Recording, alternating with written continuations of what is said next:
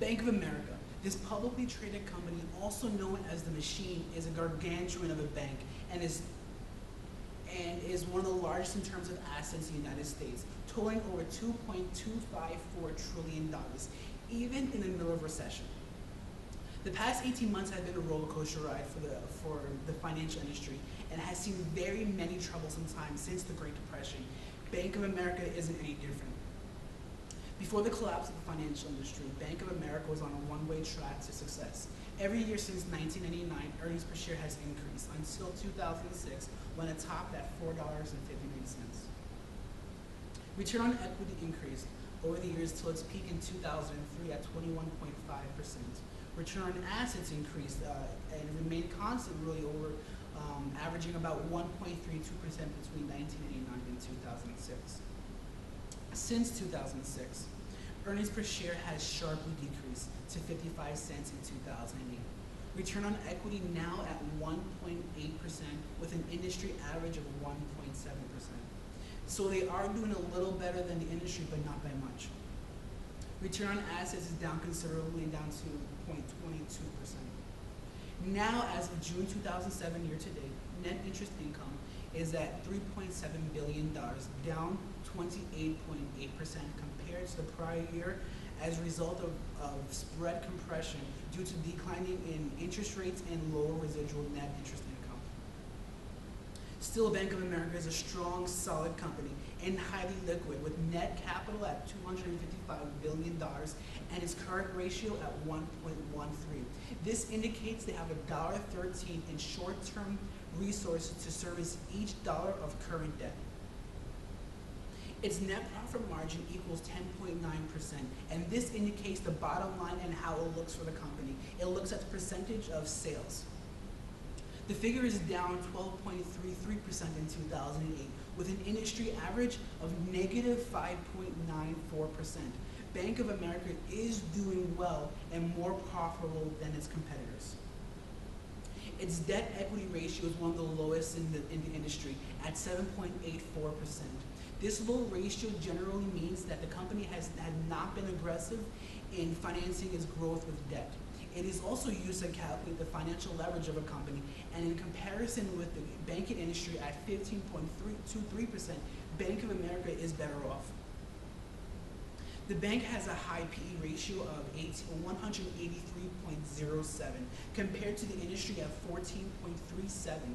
This suggests that the investors are expecting a higher earnings growth in the future compared to companies with a lower PE ratio. According to the 2008 income statement, times earned interest, or the TIE, is at 1.18. This is also down from 1.6 in 2007 and down from 2.08 in 2006. This measurement shows the Bank of America is ability to meet its debt obligations. So the past 2 years really have gone down considerably. Net interest margin as of 2008 in December was about 0.7%, down from 0.8% in 2007. This tells you the average interest margin that the bank has received by borrowing and lending funds. Additionally, it's a measurement that examines how successful a firm's investment decisions are compared to its debt situations. I believe Bank of America will once again be a financial giant it once was. With some better investment decisions, wise financial structuring, and a creative marketing team, Bank of America will succeed. And now on to Victoria for the SWOT analysis. Hello class, my name is Victoria Tsipkova, and today I will be taking you through the SWOT analysis of Bank of America. In the next few minutes, we will discuss strengths, weaknesses, opportunities, and possible threats the bank is facing in today's financial markets. We will start with strengths. One of the largest banks in the United States by asset, Bank of America operates worldwide and proves to have one of the largest customer bases among its competitors. Approximately 4 years ago, Bank of America created an Innovation and Development Center in Atlanta. The center explores and tests products and services. For some reason, Keep the Change program, the site security key and safe stand, as well as several other features, came as a result of this program and allowed the company to grow organically by attracting more customers and fulfilling a greater share of their banking needs. As of December 31st, 2008, the company operates approximately 6,100 banking centers and 18,700 teller machines, which definitely increases convenience of banking for all of its customers. According to the market research report conducted by Fortune magazine, Bank of America is listed 12th among the most recognized brands. Therefore, to recap, large customer base, innovative products and services, convenience in banking, and brand recognition would be major strengths of Bank of America. Now we move on to the weaknesses. Although bank offers standard services and has widespread of brand recognition, its actual customer service is affected by the width and breadth of the company's operations. Polls show that the customer service lacks personal care and attention, especially when compared to the smaller regional operators. In early 2009, Bank of America paid about $29 billion in stock for Merrill Lynch acquisition, which was crippled by ongoing crisis at the time.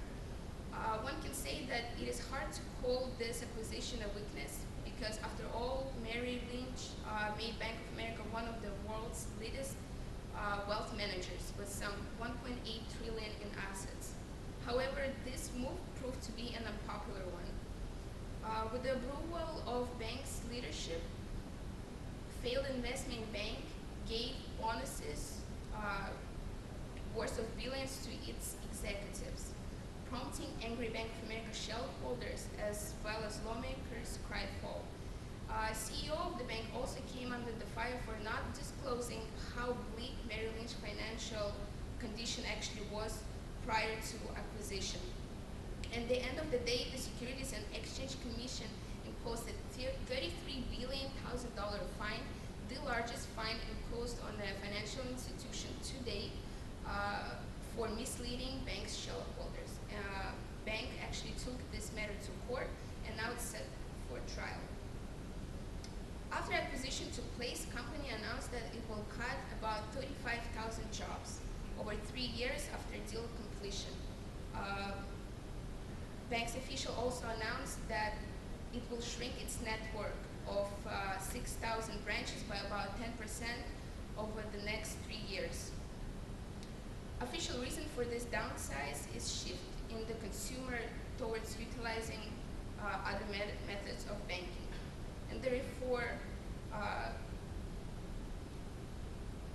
bad customer service or not as satisfactory customer service, Merrill Lynch acquisition, and unemployment would be major weaknesses of the company. Now we move on to opportunities. Bank of America is known for growth through acquisition in domestic markets as well as foreign. Over the past years, company proved to be an aggressive player in the financial market. It is expected that in the coming years, the bank will continue to purchase, buy out, merge with other large financial institutions.